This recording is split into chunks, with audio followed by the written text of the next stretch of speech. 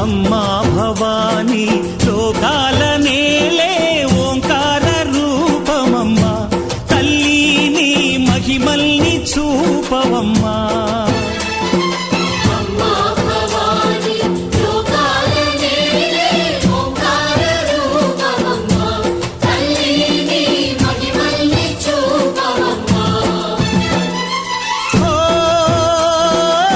సృష్టికే దీపమా, శక్తికే మూలమా, సింహరథమే నీదమ్మా. అమ్మ దుర్గమ్మ భక్తులను దీవించుమా.